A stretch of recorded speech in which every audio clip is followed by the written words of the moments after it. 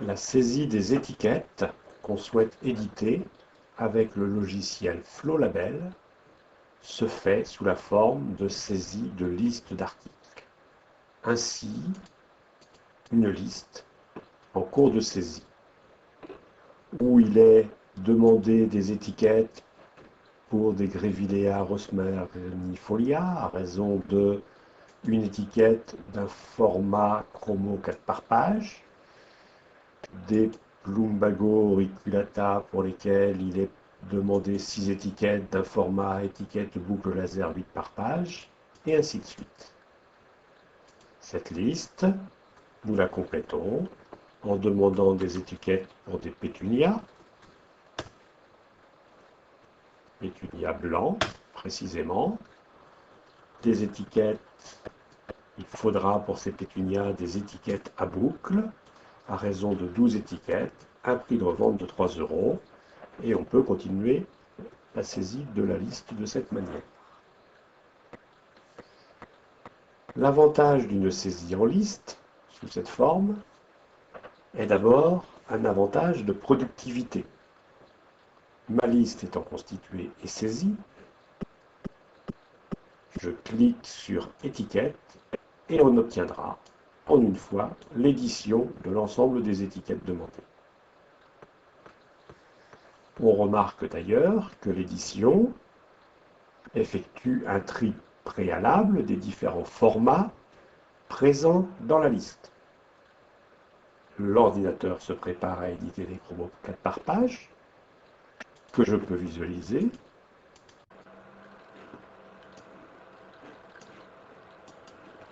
Puis un autre format, puis des étiquettes à boucle, drapeau ou laser, et ainsi de suite.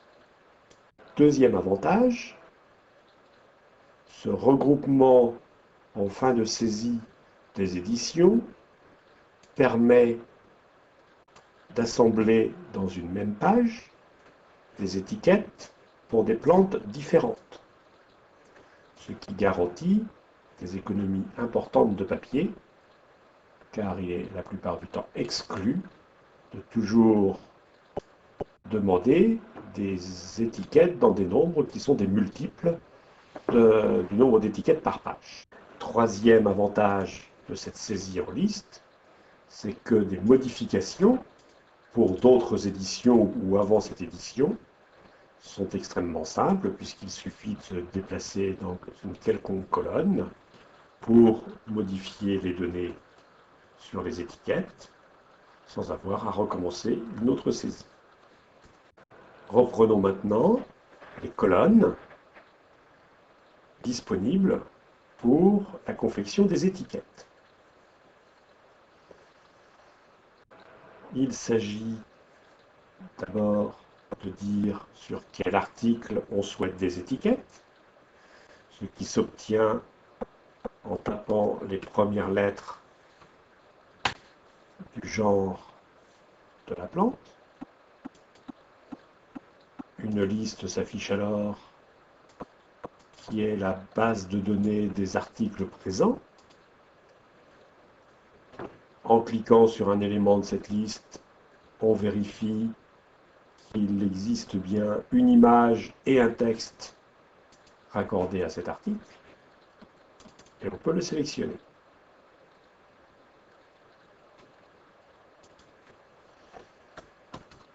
Une façon plus performante est de préciser dès la saisie de l'article qu'on souhaite faire des étiquettes pour des géraniums lierre, auquel cas la liste présente serait restreinte. Et il est d'ailleurs possible, dans cette liste, de sélectionner plusieurs articles et de dire ensuite, pour chacun de ces articles, quel est le modèle de chromo demandé et le nombre d'étiquettes demandées. Quel article donc? Quel format d'étiquette? Les formats possibles sont de deux grandes catégories. Les formats qui sont dans cette première partie de l'écran et qui sont des formats paramétrés par défaut lors de la livraison du logiciel. Ces modèles ne sont pas modifiables et servent de référence à nos utilisateurs. Ces modèles sont des étiquettes de format A4, de format A5, des étiquettes dites chromo à accrocher en 3 par page, 4 par page, etc. Des étiquettes à boucle, également de différents formats et donc de différentes hauteurs, illustrées ou non. Des étiquettes pour du transfert thermique à boucle, des étiquettes à piquer, des étiquettes autocollantes pour laser, pour transfert thermique. Tous ces modèles d'étiquettes renvoient à des numéros qui figurent dans notre catalogue de fourniture d'étiquettes. Mais les utilisateurs, à partir de ces modèles standards, peuvent se définir des modèles particuliers. Nous verrons ultérieurement comment il est possible de se créer des modèles personnalisés d'étiquettes ou de panneaux. La liste de ces modèles, qui peuvent être créés par les utilisateurs, est infinie.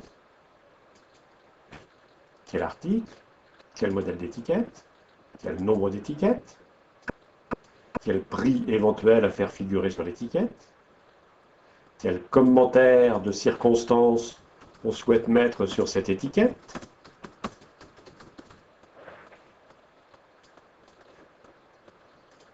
quelle image faire figurer sur cette étiquette, s'il s'agit d'une étiquette illustrée, quel code barre faire figurer sur cette étiquette, s'il s'agit d'une étiquette avec des codes barres, et quelques autres colonnes sur lesquelles nous reviendrons ultérieurement. Bien sûr, toutes ces colonnes peuvent s'initialiser par défaut avec les données présentes au niveau de chaque fiche article. Ainsi, évidemment, nous n'avons pas saisi quelle image nous souhaitions faire figurer sur les étiquettes. De même, le code barre à faire figurer sur les étiquettes serait apparu automatiquement s'il avait été renseigné dans les fiches articles. La présence de ces colonnes permet malgré tout, exceptionnellement, de faire figurer d'autres images que l'image habituelle, ou de faire figurer d'autres codes barres que le code barre standard prévu dans la fiche article.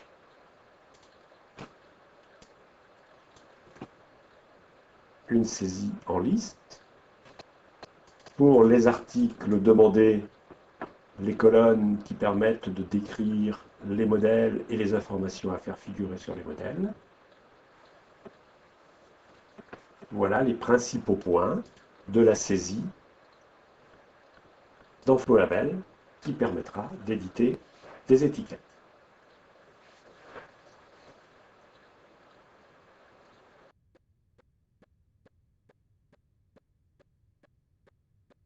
Revenons à la base de données articles. Si j'ai pu obtenir des étiquettes sur du pétunia, c'est que le pétunia figure dans différentes espèces et variétés dans ma base de données, avec ou non des images et des conseils. Regardons maintenant comment est constituée cette base de données. La gestion article est accessible par fichier article ou grâce à ce raccourci gestion des articles. Remarquons d'ailleurs aussi que depuis une liste d'étiquettes, en double-cliquant sur cette colonne, nous accédons à la fiche article de l'article sur lequel nous étions positionnés.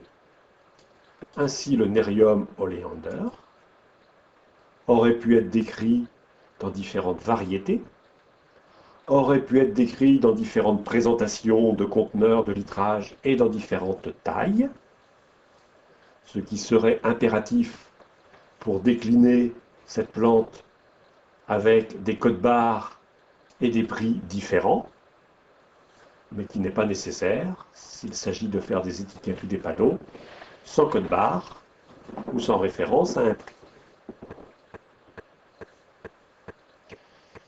L'article, donc, Merriam Oleander, est décrit par différents onglets. Un premier onglet d'identification dans lequel il est possible de noter un libellé commercial de marque, un nom français, un modèle d'étiquette à utiliser systématiquement pour cet article, et qui ne serait donc pas ce modèle à renseigner à chaque saisie, un éventuel prix à faire figurer sur les étiquettes que nous retrouverions également par défaut lors des saisies des listes, un code-barre, comme évoqué, un texte complémentaire et quelques autres informations de recherche. Un onglet critères qui permet de classer les articles selon des zones libres, floraison, arrosage, entretien, les libellés et les valeurs de ces zones étant préalablement paramétrés par chaque utilisateur. On remarque dans cet exemple que l'utilisateur a décidé de classer ses végétaux par période de floraison, besoin d'arrosage, besoin d'entretien, besoin en exposition soleil ou ombre, et a manqué d'imagination pour utiliser les 9 autres critères qui sont ici encore disponibles. L'onglet suivant est baptisé Conseil, figure sur cet article, et ici, sous une forme plus restreinte que ce que nous verrons tout à l'heure, des textes qui apparaîtront en saisie de liste et qui apparaîtront sur les étiquettes. L'onglet suivant permet de stocker une ou des images liées à cet article. C'est évidemment cette image qui servira par défaut à illustrer les étiquettes. Enfin, un onglet historique permet de comprendre quel utilisateur du logiciel a pu, quel jour, à quelle heure, modifier quelle zone de cette fiche article. Quelques autres onglets sont ici inutiles et n'ont d'intérêt que dans un contexte d'utilisation de notre logiciel dans sa version Flow One, c'est-à-dire dans sa version de gestion commerciale complète.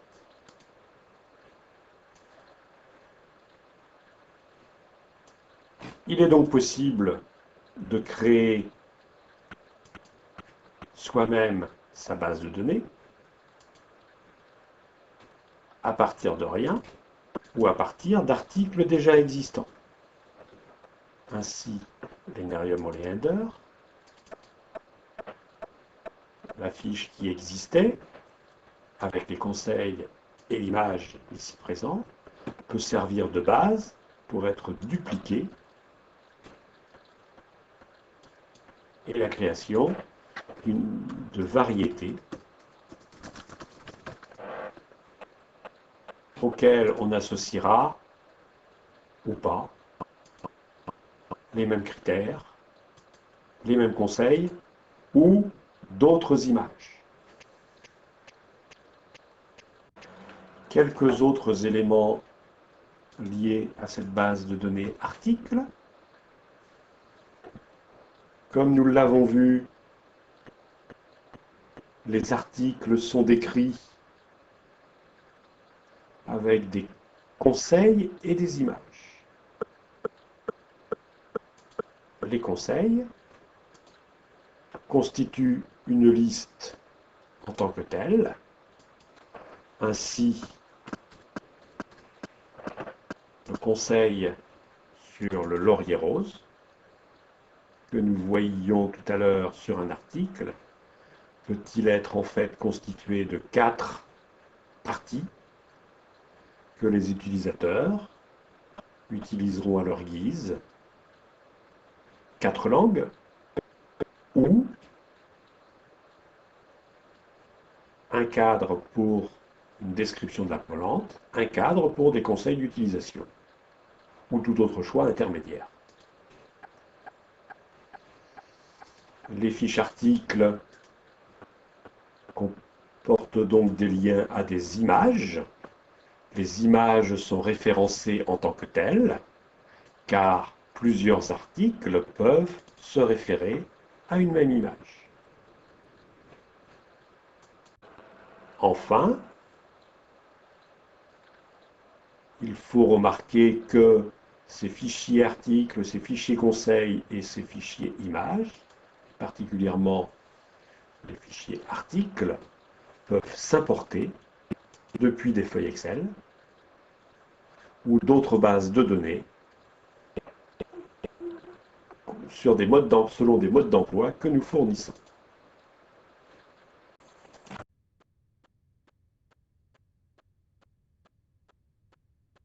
Un point très important de FlowLabel est que les étiquettes et les états qui sont utilisés peuvent être complètement dessinés par chacun des utilisateurs. Il peut en créer la façon la plus simple étant de repartir d'un format préexistant livré avec le logiciel ou déjà mis au point dans l'entreprise. Par exemple, ce chromo 8 par page, livré en standard dans le logiciel, où on reconnaît la désignation de la plante dans sa présentation et dans sa taille, l'image, le code barre, le conseil, le logo de l'entreprise, le prix de revente. Ce format donc peut être librement modifié par l'utilisateur qui modifiera une taille, une couleur, décidera d'éditer le libellé de la plante à cet endroit, d'agrandir l'image sur le chromo, etc. Le paramétrage de ces états peut être simple quand il s'agit de modifier marginalement une présentation, mais il peut devenir plus complexe et demander une expertise sur la base de données. Dans ce cas, nous suggérons à nos utilisateurs de s'adresser à notre société et nous effectuons nous-mêmes ces modifications en facturant le temps passé à la modification.